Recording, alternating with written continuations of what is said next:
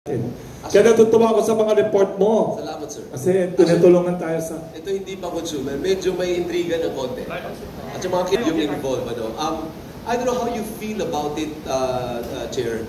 May mga nagsasabi na this is an offshoot of the power play of the titans in the industry. Narinig ko rin. Narinig mo rin yun. Magaling ka, tinanong ko kaninang umaga, nagkakape kami.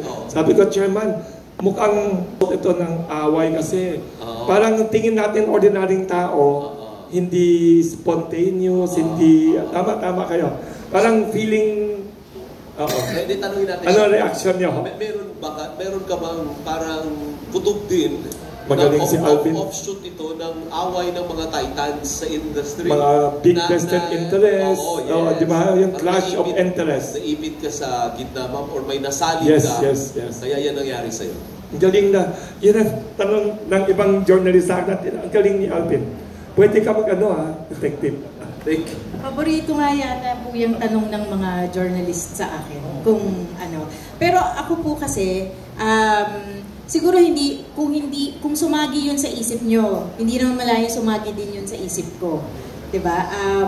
And yung huling bahagi ng tanong ni Alvin, sabi mo, naipit ka ba or may vested, ano yung huling portion, sabi mo? Nasaling. May nasaling ka ba na vested interest? Hindi po malayo. Yun yung sagot ko siguro. Pero una-una kasi nga, alam ko naman na itong mga ginagawa natin sa komisyon, sabi ko nga kay Sir Wilson, sabi ko, high stakes kasi itong laro dito sa power industry. So hindi malayong meron kang masasaling. Pero hindi naman pwedeng dahil takot ka na may masaling, hindi ka nagkikilos, di ba? So kailangan ka pa rin talagang kumilos. Ngayon, tanggap ko yun eh. Tanggap ko na may mga posibleng may masaling kang vested interest. Yung kung sino yun siguro po yung hindi pa ako handang